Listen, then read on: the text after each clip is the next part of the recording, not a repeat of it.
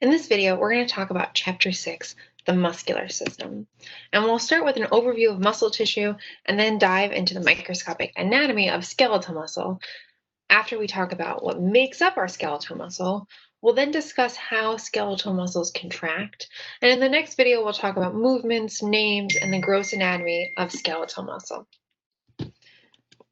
Our learning objectives for this first part are to compare and contrast the three different types of muscles, to define the muscular system, and explain the role of tendons and aponeuroses. So all muscles contract, and they do this because they have myofilaments, which are cytoskeletal elements. Now, a clue that you're looking at something that has to do with muscles is to look at the first part of the word. Anytime you see myo or mys or sarco, that's going to let you know that you're talking about a muscle.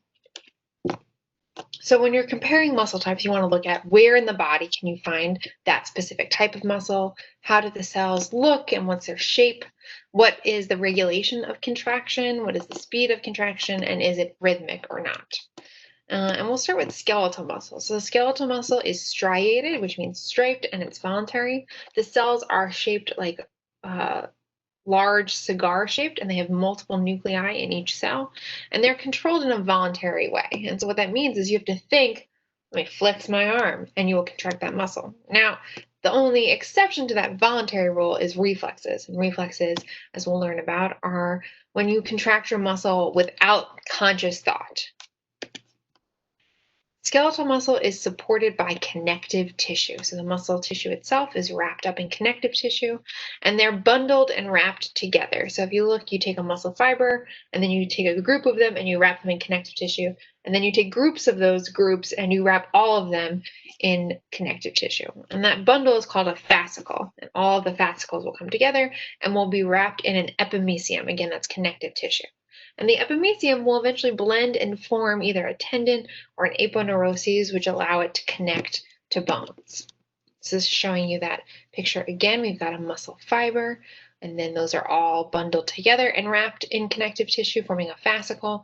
And then our fascicles come together in different arrangements and are wrapped in an epimysium, meaning muscle, which will eventually blend into a tendon connecting to bone.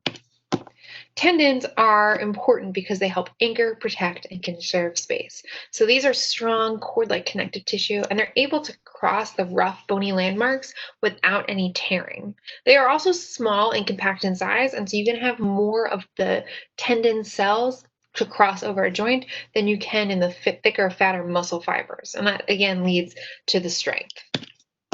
Smooth muscle is non-striated and involuntary. This fills the walls of our hollow organs, propels substances along our tracts, and these are spindle-shaped uninucleated cells. And smooth muscle is arranged in two layers. The first is circular and the second is longitudinal. And these meet at 90 degrees, these fibers. And what this does is it allows for the alternate contraction and relaxation of these different layers to create waves. And these slow, sustained contractions will create waves through the smooth muscle and propel things through the tract. Cardiac muscle is only found in the heart and striated and involuntary. Again, you don't think, contract my heart. It just happens.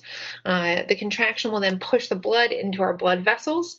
The fibers in the heart are arranged in a figure 8 bundle so that we contract ventricles and atria in a unified way.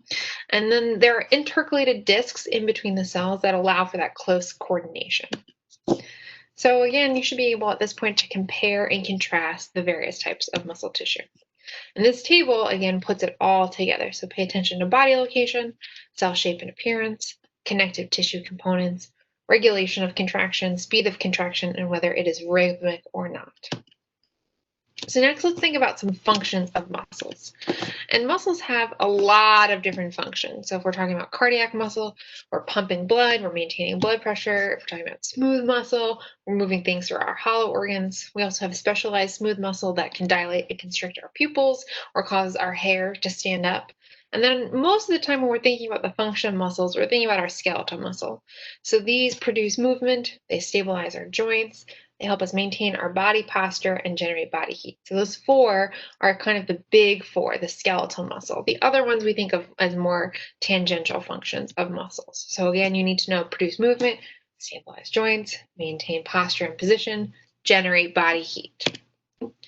In the next video, we'll talk about the microscopic anatomy of the skeletal muscle and how it contracts.